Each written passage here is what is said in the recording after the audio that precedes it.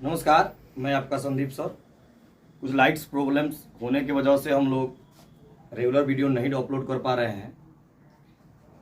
हम लोग व्यंजन संधि तक अपना क्लास ले चुके हैं। आज से आपका क्लास जो है विसर्ग संधि से शुरू होगा।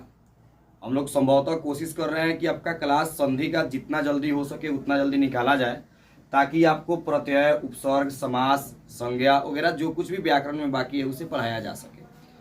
ध्यानपूर्वक आप बातों को समझिएगा।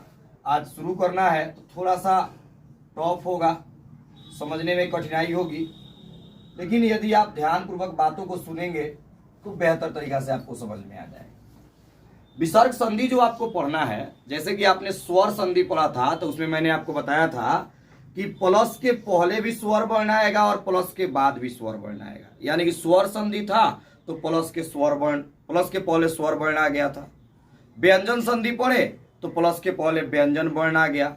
और आज जो हम लोग विसर्ग संधि पढ़ रहे हैं तो इसमें प्लस के पहले जो है आपका विसर्ग आएगा, और प्लस के पहले विसर्ग तथा प्लस के बाद जो है कोई भी स्वर वर्ण, ध्यान रखिएगा, प्लस के बाद कोई भी स्वर वर्ण या कोई भी व्यंजन वर्ण, कोई भी स्वर वर्ण या कोई भी व्यंजन वर्ण आएगा। आपको यह भी याद होगा कि मैंने शुरू में बताया था कि संधि के 3 गो बेटा, बड़का के नाम स्वर, छोटका के नाम मझिला के व्यंजन और छोटका के विसर्ग। तो स्वर के या व्यंजन के बियाह कह देनी सन। आज हमनी के विसर्ग के बियाह करे के बा। तो विसर्ग के जब बियाह हुई तो फ्रंट पर दुल्हा ही रही है, आप पीछे बड़का भैया, ओकरा बाद मझिला भैया। ठीक बा? तो हमनी के एक परिभाषा समझे के बा। ध्यान से अगर देखो जाओ तो ये पर समझ में आ सकता हमनी के कि प्लस के पहले विसर्ग है जौन जोड़ के चिन्ह बा, एकरा के हमनी के साथ कह लेवे के। तो परिभाषा का हो जाएगा, थोड़ा सा ध्यान दीजिएगा।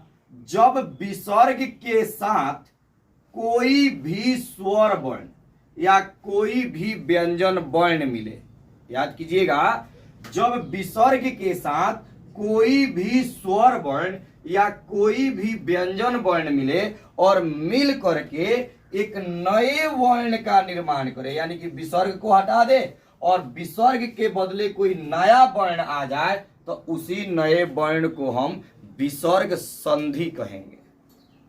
याद रखिएगा, विसर्ग पहले आएगा आपका हर हाल में। इसका भी शर्त है, आप शर्त ध्यान से समझिएगा। जैसे इसका शर्त नंबर 1 जो है, वह शर्त नंबर 1 आपका क्या कहता है, संधि पढ़ रहे हैं, प्लस का सिंबल देखते देखते, चिन्ह देखते देखते मन आपका भर चुका होगा। फिर भी हमें पढ़ना है, प्लस के पहले आपका विसर्ग आना चाहिए। प्लस के पहले आपका क्या आना चाहिए? विसर्ग आना चाहिए। तथा प्लस के बाद आधा चौ, आधा छ, इन दोनों में से कोई एक आना चाहिए। याद रखेंगे, प्लस के पहले आपका विसर्ग आना चाहिए तथा यदि प्लस के बाद आधा चौ, आधा छ, दोनों में से कोई एक आता है तो ये जो आपका विसर्ग है अपने जगह से हट जाएगा और इसके बदले आधा तालम स होगा। याद रखेंगे, प्लस के पहले विसर्ग और प्लस के बाद आधा चौ, आधा छ, इन दोनों में से मुझे कोई एक अक्षर चाहिए। अगर ऐसा संयोग बनता है तो विसर्ग अपने जगह से हटेगा और उसके बदले आधा तालम स लगेगा। जैसे आप यहाँ पर समझेंगे, प्लस है, प्लस के पहले अकेले विसर्ग है तो विसर्ग हर हाल में आएगा। याद रखेंगे, विसर्ग संधि में प्लस के पहले विसर्ग हर हाल में आएगा। अब प्लस के बाद ये आधा चौ आए चाहे आधा छ आए, इन दोनों में से कोई एक आना चाहिए। तो जैसे मान लीजिए मेरा आधा चौ आ गया, तो ये जो आपका प्लस के पहले वाला विसर्ग है इसके बदले आधा तालम स हो जाएगा। ठीक इसी प्रकार यदि प्लस के पहले आपका विसर्ग है तथा प्लस के बाद आपका छ है, तो ये जो विसर्ग है अपने जगह से हट करके आधा तालम स बनेगा। अब कैसे बनेगा ये विशेष ध्यान दीजिएगा। आपको यहाँ पे बताया जा रहा है कि उदाहरण आपके एग्जाम में पूछेगा, जैसे आप ध्यान से देखिएगा, पूर्ण जोड़ चंद्र, पूर्ण जोड़ चंद्र। अब यहां पर आपका शर्त काम आएगा, प्लस के अगल बगल से अक्षर निकालना है, तो प्लस के जस्ट पीछे आपका क्या है, च, तो मैंने च निकाल दिया। प्लस है तो प्लस, और यहां से आपका आ जाएगा विसर्ग। यहां पर आप च निकाले या आधा च निकाले कोई समस्या नहीं है। अब शर्त पूरी हो रही है, प्लस के पहले विसर्ग आ गया, प्लस के बाद आधा च, तो ये विसर्ग जो है आपका अपने जगह से हट करके आधा तालम स बनेगा। ध्यान से देखिएगा कैसे। अब जैसे ये हो जाएगा पूर्ण, और विसर्ग के बदले आपका हो जाएगा आधा तालम स, विसर्ग हट जाएगा, ये जो चंद्र है यह चंद्र रहेगा, तो ये आपका हो जाएगा पूर्ण चंद्र।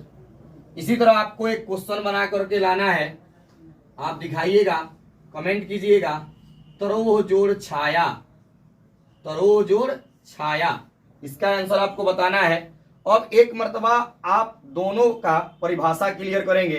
विसर्ग संधि का परिभाषा क्या होगा, यदि प्लस के पहले विसर्ग आए, ऐसे अगर नहीं समझ में आता है तो इसको हटाइए, जब विसर्ग के साथ कोई भी स्वर वर्ण या कोई भी व्यंजन वर्ण आपस में मिले और मिलने के बाद एक नए वर्ण का निर्माण करे, तो उसी नए वर्ण को हम सभी विसर्ग संधि कहेंगे। याद रखेंगे आप।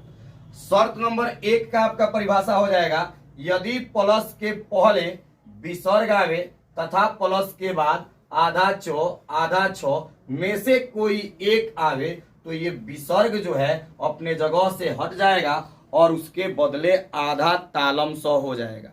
अब आप सभी विद्यार्थी इसका स्क्रीनशॉट करेंगे।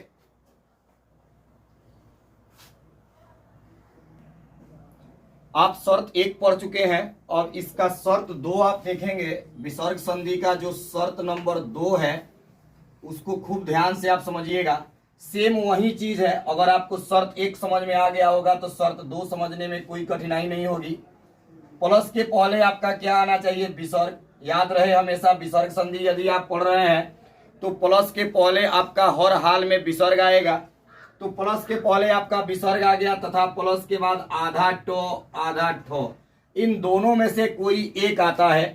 प्लस के पहले विसर्ग तथा प्लस के बाद आधा ठो, इन दोनों में से कोई एक आता है, तो ये जो आपका विसर्ग है अपने जगह से हटेगा और इसके बदले में आधा मूर्धन्य स हो जाएगा। जैसे आपका शर्त नंबर 2 जो है, इसमें प्लस के पहले आपका विसर्ग आएगा तथा प्लस के बाद आधा ठ दोनों में से कोई एक आएगा, तो विसर्ग अपने जगह से हट करके मूर्धन्य स बन जाएगा। क्या बन जाएगा आपका, मूर्धन्य स बन जाएगा। यहाँ पर थोड़ा सा लाइट का समस्या होगा तो इसको देखिएगा, आवाज को सुनिएगा अच्छा तरीका से।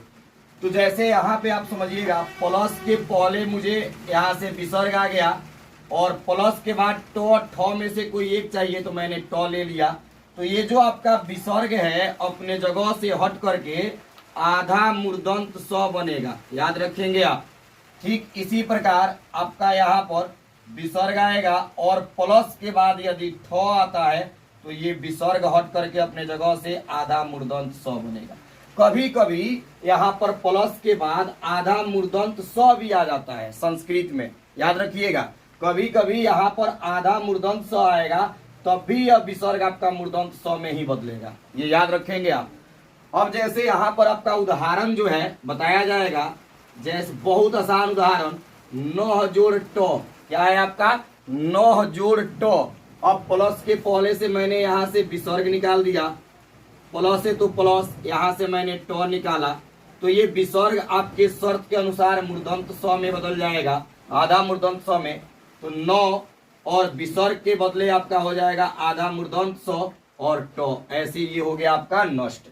ठीक इसी प्रकार आपको एक और प्रश्न बना करके कमेंट करना है, बहुत आसान है, देखते ही आपको आंसर समझ में आएगा। कोह जोड़ ट, इसका आप बनाएंगे। बाकी हम लोग कोशिश करेंगे विसर्ग संधि इसके अगले वीडियो में फाइनल कर लेने को, और उसके बाद आपका जो है डिमांड समास का, प्रत्यय का, उपसर्ग का, इसको चालू किया जाएगा। धन्यवाद।